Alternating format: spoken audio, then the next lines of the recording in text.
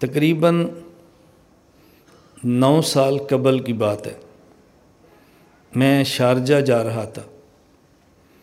گجرات کے ایک عالم ہیں، تبلیغی جماعت سے وابستہ ہیں، بہت اچھے۔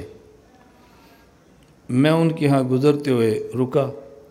میں نے کہا جی میرا رمضان کو شارجہ کا سفر ہے، یہ شاید ان نے بیان کا وقت مانگا تو میں نے کہا میرا باہر کا سفر ہے۔ انہوں نے مجھے 6-7 لوگوں کے نمبر دیے، کہا جی آپ شارجہ جائیں تو ان سے ضرور ملیں۔ میں گیا، نہ ان حضرات کو میں نے فون کیا، نہ میں ان سے ملا۔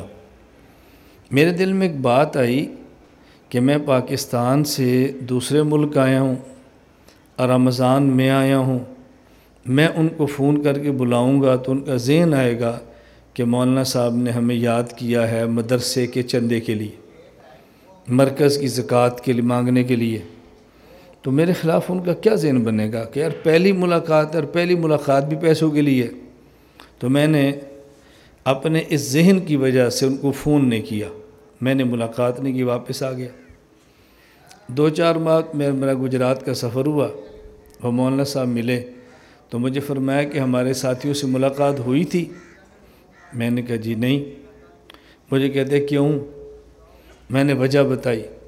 ذرا الفاظ پہ توجہ کرنا، جب بندے کی فکر بدلتی ہے تو الفاظ کیسے نکلتے۔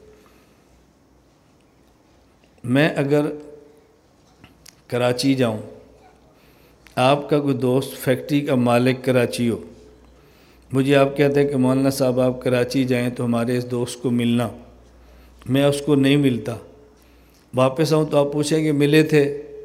میں نے کہا نہیں ملا، وقت نہیں تھا، کوئی عذر کروں۔ آپ کا پتہ جواب کیا ہوگا؟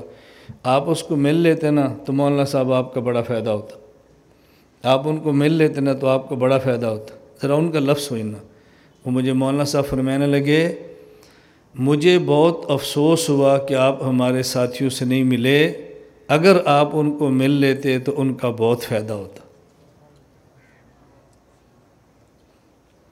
بات سمجھ آئی؟ مجھے بہت افسوس ہے ہمارے ساتھیوں نہیں ملے، آپ ان کو مل لیتے تو ان کا بہت فائدہ ہوتا، مجھے دکھ ہو رہا ہے کہ وہ محروم رہ گئے۔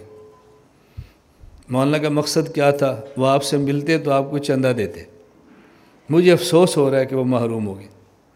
اور جس کو نہیں سمجھے وہ کیا کہتا ہے؟